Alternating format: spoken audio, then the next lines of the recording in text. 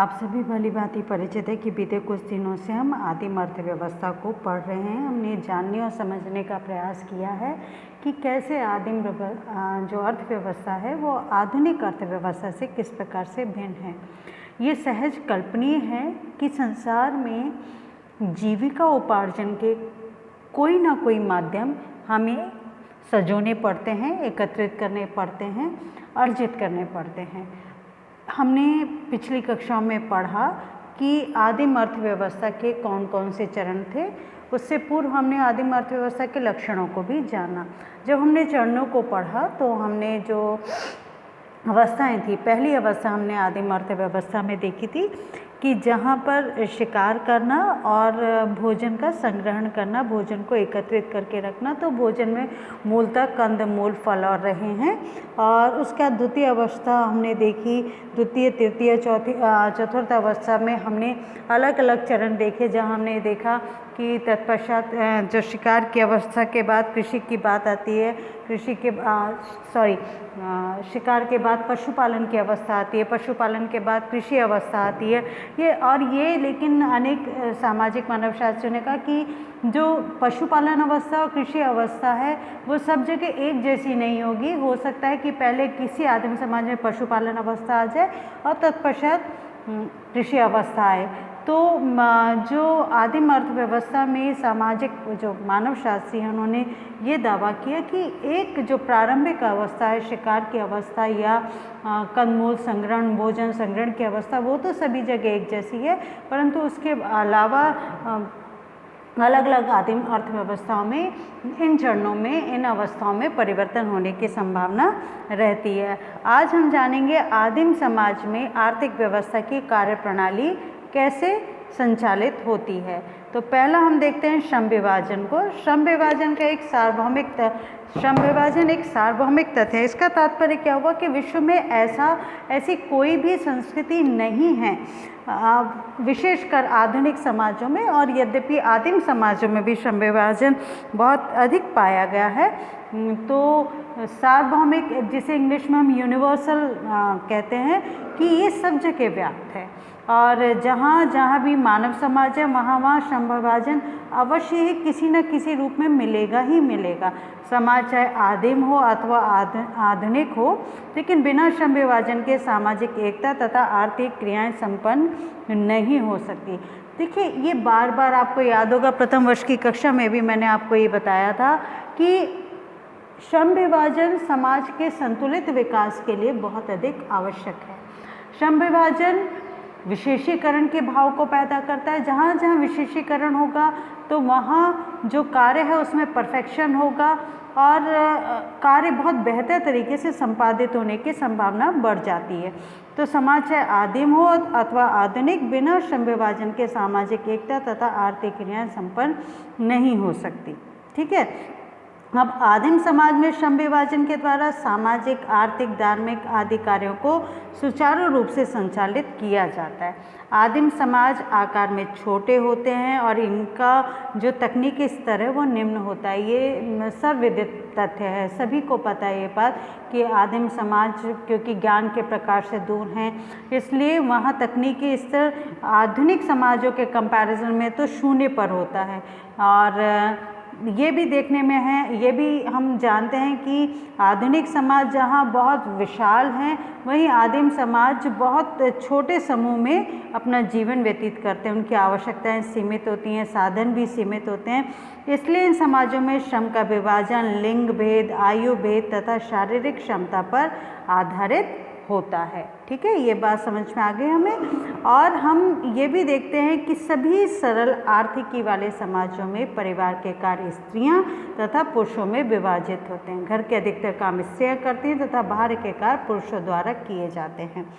ये बिल्कुल स्पष्ट बात है बच्चों। जब सभ्यता का निर्माण हुआ, जब सभ्यता बनना आरंभ हुई, आरंभिक प्रथम चरण जो था वहाँ श्रम विभाजन ऐसा नहीं था, लेकिन कुछ ही वर्षों में ये श्रम विभाजन की व्यवस्था आई, जहाँ स्त्रियों की सुरक्षा का ध्यान रखते हुए और नैसर्गिक रूप से स्त्री क्योंकि स्नेह का भाव रखती है, पोषण का भाव रखती है, तो ये श्रम विभाजन की नींव वहीं पर पड़ी कि स्त्रियां घर का कार्य संभालें, बुजुर्गों की देखभाल करें। ये उचित है या नहीं उचित है, हम इसकी चर्चा नहीं कर रहे, वो किस रूप में, हम सिर्फ इस चीज़ पे प्रकाश डाल रहे हैं। ठीक है, ये एक बहुत गहन मंथन का विषय है कि श्रम विभाजन ने बहुत सारी रूढ़ियों को भी उत्पन्न कर दिया है और स्त्री के लिए वर्तमान समय में जो एक खुला आकाश होना चाहिए था, उसकी जो प्रतिभाएं थी उनके अनुरूप उसे कार्य मिलना चाहिए था, उसमें तमाम तरह की अड़चनें आती हैं।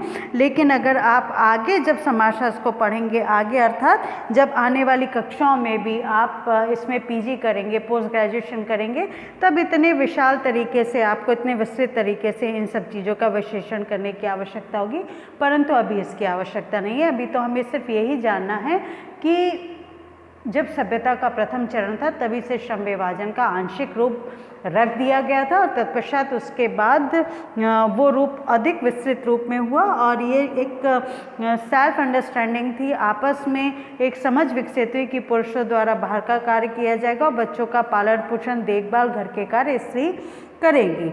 अब इस संबंध में हम देखते हैं एशले मोंटेगो तथा अन्य मानव शास्त्रियों ने इस बात की आलोचना की है कि स्त्रियां पुरुषों द्वारा सामान्यतः किए जाने वाले कार्यों को करने में सक्षम है।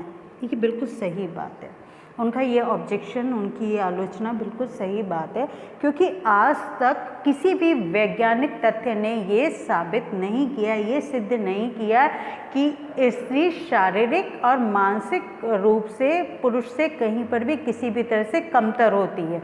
वो हर तरीके से हर कार्य को करने में सक्षम होती है, परंतु विद्रूपता ये है कि ये जो विभाजन हुआ वो किन कारणों से हुआ, ये भी बहुत विस्तार की चर्चा की बात है। अगर हम उस मुद्दे पे पढ़ेंगे तो हमारा मूल भाव छूट जाएगा। तो चलिए हम बस इतना जान लेते हैं कि कुछ मानव शास्त्रियों ने जो ये श्रम विभाजन हुआ कि स्त्रियां सिर्फ घर का कार्य करेंगे, पुरुष बाहर का कार्य करेंगे, इसकी आलोचना हुई।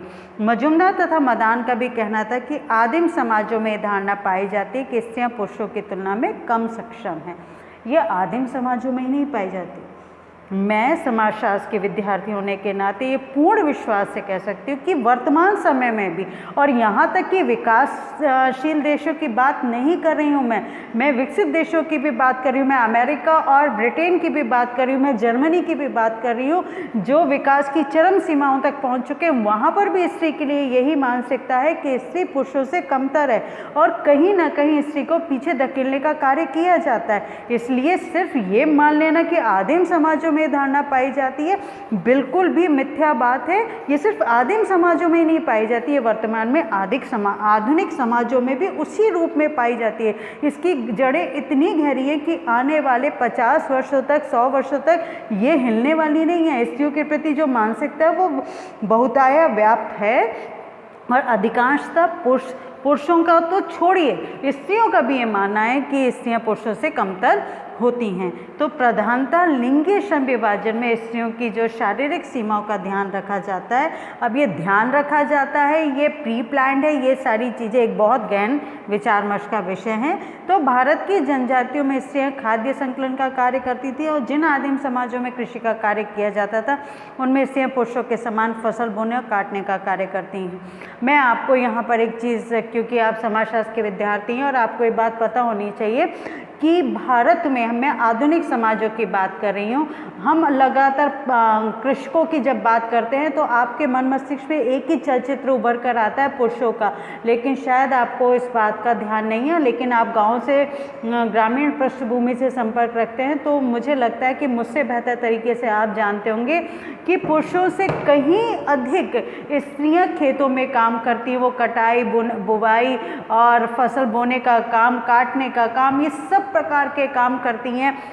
पशुओं के लिए चारे का प्रबंध करती हैं और बावजूद उसके वो घर का सारा काम करती हैं। अगर घंटों के हिसाब से इस चीज़ को कैलकुलेट किया जाए तो पुरुष उनसे बहुत कम जो आवर्स हैं, जो घंटे उनमें काम करते हैं। लेकिन फिर भी आप देखिए कि पुरुष प्रधान समाज है तो स्त्रियों के काम को पूर्णतः नकार दिया जाता है। यहाँ तक कि आधुनिक समाज में भी मछली पकड़ने का काम है, टोकरी बुनने का काम है, कपड़े बुनने का काम है, बर्तन बनाने का काम है, स्त्रियाँ करती हैं और आदिम समाजों में भी ये चीज़ देखने को मिलती है। तो भारत की जनजातियों में शिकार पर नहीं जाती थी ठीक है, ये स्वीकार तथ्य है कि तब से लेकर ये चीज़ जो शिकार करने वाला जो बिंदु था वो स्त्रियों को ये कार्य नहीं दिया गया। बड़े बड़े पेड़ों को काटने का काम, बढ़ई का काम भी केवल पुरुष ही करते थे। स्त्रियों से ये कार्य नहीं करवाया जाता था। भील जनजातियों में स्त्रियाँ लोहे के कामों में हाथ बटाती, जो लोहार का काम होता है ना, वो काम की बात हम कर रहे हैं, परंतु मुख्यतः ये कार्य भी पुरुष ही करते हैं। तो अधिक शारीरिक श्रम तथा शारीरिक क्षमता वाले कार्य पुरुष ही करते हैं। जंगल से कंदमूल तथा अन्य वस्तु एकत्र करने का कार्य स्त्रियां करती हैं। ठीक है, ये हमने जाना। इसके बाद हम देखते हैं कि कुछ मानव शास्त्रियों का मत है कि जनजातियों में अंधविश्वास बहुत अधिक है। देखिए, जनजातियों की हम क्या बात करें, आधुनिक समाज में भी अंधविश्वास व्याप्त तो है, लेकिन हाँ, ये स्वीकार तथ्य है कि उस रूप में नहीं है जिस रूप में जनजातियों में है। इनके अनुसार, किनके अनुसार,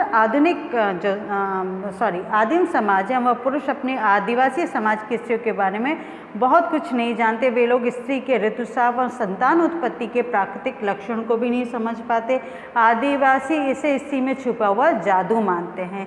ये थोड़ी सी परेशानी का विषय है। इनके कारण स्त्रियों को सभी सार्वजनिक कार्य, समाज कल्याण आदि से पृथक रखा जाता है। धीरे धीरे आदिम समाजों में स्त्रियों पर ये अनेक निषेध तथा प्रतिबंध जो हैं वो लगाते जाते हैं, और प्रारंभ से स्त्रियां ऋतुस्राव और गर्भावस्था में कार्य नहीं कर सकती थी, और बाद में स्त्रियों को अनेक उत्सवों, त्योहारों, आर्थिक कार्यों, पर्वों आदि की क्रियाओं से भी वंचित किया जाता है। भारत में चूँकि औद्योगिकीकरण तेज़ी से हो रहा है, तो इसका प्रभाव भारत की जो जनजातियाँ उन पर भी पड़ा है। अब देखिए, औद्योगिकीकरण तेज हुआ है और इससे भारत की जनजातियों में पड़ा है। यहाँ तो आप कंफ्यूज होंगे, क्योंकि जो औद्योगिकीकरण है वो तो आधुनिकता लेकर आता है, लेकिन यहाँ जब हम ये बात करें तो इसका संदर्भ इस बात से है कि जो जनजातीय समाज है, आपको याद होगा जो पिछली कक्षा में हमने पढ़ा था कि कुछ जनजातियां, जब हमने आदिम समाजों की आर्थिकी के चरणों की बात की थी, तो जो आखिरी चरण है उसमें हमने औद्योगिकी की बात की थी। तो औद्योगिकी सब जगह व्याप्त नहीं है, सारी जनजातियां औद्योगिकी अवस्था में नहीं आई। कुछ जनजातियों की हमने बात की थी जो कि चाय के बागानों में काम कर रही हैं, या ऐसे शहरों के पास वो उनका निवास हो गया है जहाँ पर वो फैक्ट्रीज़ में काम कर रही हैं या कोयले की खानों में काम कर रही हैं। तो ये लोग जब आधुनिक समाज के संपर्क में आए, तो इसके द्वारा उन्होंने आधुनिक समाज के भी जो कार्य प्रणाली हैं और व्यवस्थाएं हैं उनको सीखा। और मजूमदार और मदान का मत है कि जो मजदूरी प्राय जनजातीय भारत में नहीं पाई जाती, इसलिए मालिक और मजदूरों के बीच पाए जाने वाला श्रम विभाजन भी यहाँ नहीं पाया जाता। अब हम दूसरी चीज़ देखते हैं, श्रम के बदले पुरस्कार की शुरुआत। यहाँ देखते हैं आधुनिक तथा आदिम समाजों में श्रम के बदले भुगतान में विशेष अंतर मिलता है। आधुनिक और नगरीय समाजों में श्रम के बदले नगद भुगतान किया जाता है। क्यों किया जाता है? क्योंकि भाई नगद है, मुद्रा का निर्माण शुरू हुआ आधुनिक समाजों में, पर आदिम समाजों में मुद्रा बनी ही नहीं। तो वहाँ क्या किया जाता था, किसी वस्तु को खरीदने के बदले उसके एवज में या तो श्रम दिया जाता था, उसके बदले में भोजन, सांस्कृतिक भेंट आदि दी जाती थी। मान लीजिए आपने किसी से गेहूँ खरीदना है या चावल खरीदना है, तो आप उससे कहेंगे कि मुझे इतना इतना चावल दे दीजिए और मैं इसके बदले आपके घर में ये कार्य कर लूँगा। तो इस प्रकार की व्यवस्था देखने को मिली। और यहाँ पर R.W. फर्थ ने टिकोपिया समाज का अध्ययन किया। इन्होंने वहाँ एक पावन नाव के निर्माण का अवलोकन किया। इसमें क्या था, बहुत सारे लोगों ने, अनेक व्यक्तियों ने इसको मिलकर नाव को बनाया, और नाव बन चुकने के बाद शासक ने सभी व्यक्तियों को उपहार में एक एक टोकरी भोजन दिया। ठीक है, जिन लोगों ने भी नाव बनाने में योगदान दिया, उन्हें शासक ने, जो वहाँ का सरदार है, जो मुखिया है, उसने सभी व्यक्तियों को उपहार में एक एक टोकरी भोजन दिया। और शासक के निकट संबंधियों ने भी नाव बनाने में काम किया। तो नाव के निर्माण में अनेक कार्य किए गए, जैसे नाव में नक्काशी का कार्य किया गया, उसके लिए पेड़ की छाल दी गई, पेड़ काटने वाले तथा छेद करने वालों को उपहार स्वरूप भोजन दिया गया, और पेड़ की तट पर आने वालों को नारियल तथा फल दिए गए। विभिन्न लोगों को कुछ न कुछ उपहार दिए गए। इसके बाद हम देखते हैं कि फर्थ ये कहते हैं कि नाव के निर्माण में विभिन्न कारण से जो सहायता प्राप्त की गई, वो सिर्फ उपहार और सेवा कार्य के परे यहाँ हम ये भी देखते हैं कि बंधुत्व तथा पड़ोस के उत्तरदायित्व को पूरा करने में भी ये एक सहचरणी भूमिका निभाई गई। तो शासकों को खुश करने के लिए, उनकी इच्छा को पूर्ण करने के लिए, शासक को सम्मान करने के लिए वे सहायता करते हैं। नाव मछली मारक अभियान के लिए बनाई जाती है तथा प्रत्येक व्यक्ति उस अभियान में सहायता प्राप्त करने के लिए नाव निर्माण में सहयोग करता है। तो फर्द का कहना है व्यक्ति कर्तव्य पूरा करता है तो उसे आत्मसंतोष मिलता है। ये स्वाभाविक सी बात है। जिस कार्य के लिए आपको शासक द्वारा नियुक्त किया जाता है या जिस कार्य के लिए आपको भुगतान मिलता है, जब आप उस कार्य को ईमानदारी से करते हैं तो यकीनन आपको सेवा भाव की जो संतुष्टि होती है उसका किसी भी चीज़ से तुलना नहीं की जा सकती। इसी प्रकार से मकान के निर्माण में जो सहायता करते हैं उन्हें भी वस्त्र, चटाइयाँ, भोजन आदि दिया जाता है। तो मकान का निर्माण हो चुकने के बाद सभी कुशल और अकुशल कारीगरों को भी भोजन करवाया जाता है और मकान मालिक के वैवाहिक संबंधी भोजन की व्यवस्था करते हैं। आदिम समाजों में श्रम के बदले पुरस्कार और भुगतान विभिन्न प्रकार से किए जाते हैं। तत्पश्चात अब हम देखते हैं उत्पादन व्यवस्था किस प्रकार से रही।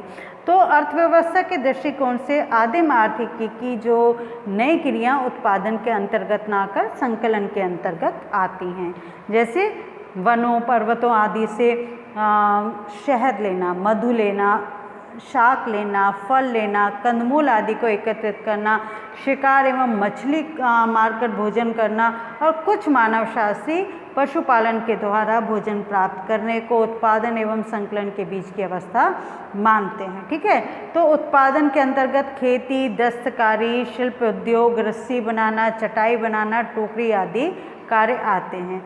तो जैसा कि मेलिनोवस्की, रेडक्लिफ ब्राउन, फर्थ आदि में ने भी जनजातियों के अध्ययन में पाया कि आदिम समाजों में उत्पादन का कार्य जो पूर्ण समुदाय के प्रति कर्तव्य को पूर्ण करना था। उत्पादन के कार्य में केवल एक व्यक्ति स्वतंत्र रूप से कार्य नहीं करता है, बल्कि उत्पादन के कार्य में व्यक्ति, परिवार और समुदाय तीनों इकाइयां मिलकर सहयोग करती हैं। ठीक है, कौन कौन सी इकाइयाँ मिलकर सहयोग करती हैं? व्यक्ति, परिवार तथा समुदाय। इतना ही नहीं, उत्पादन के कार्य में सामूहिक भोज दिया जाता है। मेलिनोवस्की ने देखा, किन्होंने देखा? मेलिनोवस्की ने देखा कि ट्रोम्बियार्ड जनजाति जब गहरे समुद्र में मछली पकड़ने जाती है तो सामुदायिक स्तर पे पूजा पाठ होती है। बात मैंने पूर्व में भी आपको बताई थी। तो जनजातियों में उत्पादन के कार्य के साथ धार्मिक कृत्य, संस्कार, पूजा पाठ, सफ़ेद जादू आदि जोड़े हैं। आदिवासी मानते कि अधिक उत्पादन, जीवन रक्षा आदि के लिए जादू टोना, धार्मिक संस्कार आवश्यक हैं। अब सामुदायिक अभियान का सबसे अच्छा उदाहरण हम ले सकते हैं पश्चिमी कीनिया का। केनिया के गुसाई आदिम समाज का, जहाँ बड़े सहकारी समूह को रिक्त कहते हैं और एक क्षेत्र में फैला होता है। ये एक दूसरे से उत्पादन में सहयोग करते हैं। तो कुछ जनजातियों में युवा समूह बनकर उत्पादन में एक दूसरे की सेवाएं देते हैं। मेलिनोवस्की ने ट्रोम्बियार्ड द्वीप के आदिवासियों के अध्ययन के आधार पर बताया कि नाव निर्माण के लिए मुखिया कुशल तथा अकुशल श्रमिकों की व्यवस्था करता है। देखिए, पहले ये बात मजुमदार ने बताई, अब मेलिनोवस्की ने भी बताई। और इससे पूर्व हमने देखा कि जब ये हम इसकी बात कर रहे हैं तो इसके बारे में फर्थ ने भी बात की थी। तो अलग अलग मानवशास्त्रियों ने इसके बारे में बात की। तो मेलिनोवस्की ने ट्रोम्बियार्ड द्वीप के जो आदिवासी उनका अध्ययन किया था और ये कहा था कि मुखिया कुशल तथा अकुशल श्रमिकों की व्यवस्था करता है। अर्थशास्त्र के दृष्टिकोण से यह मुखिया एक प्रकार का आदिम उद्यमी है ना, उद्योगपति जिसे कहते हैं। ये मुखिया एक उद्यमी के सारे कार्य करता है, जैसे नाव बनाना, मरम्मत करवाना, खुद नहीं करता, करवाना। ठीक है, नौकायान के लिए सहकर्मियों को तैयार करना, अभियान का नेतृत्व करना, भोजन की व्यवस्था करना, मछली पकड़ने के लिए निर्देश देना, मछलियों का बंटवारा करना आदि आदि। फिर आदिम समाजों में जो मुखिया है वो जादूगर, धार्मिक पुरोहित, शासक आदि सभी की जो उत्पादन में किसका श्रम कितना लगेगा, किसको कितना कार्य करना है, ये सब करता है। और उनकी पत्नियां अन्य स्त्रियों की तरह कार्य करती हैं। नून लोगों में भी उत्पादन का यही रूप मिलता है। उद्यमी कच्चा माल खरीदते हैं, उन्हें कारीगरों और कारखानों में बांट देते हैं।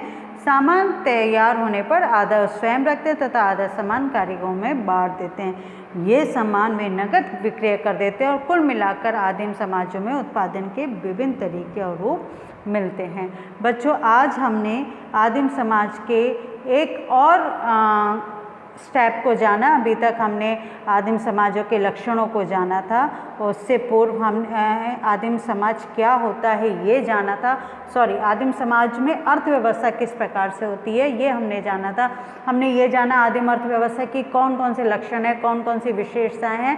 तत्पश्चात हमने ये जाना कि आदिम समाजों में जो सभ्यता का विकास है, आर्थिक सभ्यता का जो विकास है, आर्थिक अर्थव्यवस्था का जो विकास है, वो किन किन चरणों से होके गुजरा। और आज हमने जाना कि आदिम समाज में आर्थिक व्यवस्था की कार्यप्रणालियाँ कौन कौन सी हैं। मैं आशा करती हूँ कि जो कुछ आज हमने पढ़ा है उसको आपने समझने की चेष्टा की होगी। मैं हमेशा की तरह से कई बार छूट जाता है धन्यवाद देना, लेकिन ऐसा नहीं होना चाहिए। हम जिसके प्रति ऋणी हैं हमें अवश्य उनका आभार प्रकट करना चाहिए। मैं कोटा मुक्त विश्वविद्यालय का आभार प्रकट करती हूँ कि उनकी अध्ययन सामग्री को मैं समय समय पर अपने विद्यार्थियों के लिए के हितार्थ के लिए उपयोग में लेती हूँ। और आशा करती हूँ कि बच्चों आप बहुत मन लगाकर पढ़ रहे होंगे। और अगर आपको कहीं पर भी कोई भी दिक्कत है तो आप अपने व्हाट्सएप ग्रुप पे प्रश्न पूछ लीजिएगा। आशा करती हूँ आने वाले 2-3 दिन में आदिम अर्थव्यवस्था वाला जो आपका अध्याय है वो समाप्त हो जाएगा और उसके बाद हम दूसरा अध्याय शुरू करेंगे। तब तक के लिए आपको बहुत सारी शुभकामनाएं। बहुत मन लगा के पढ़िएगा। धन्यवाद।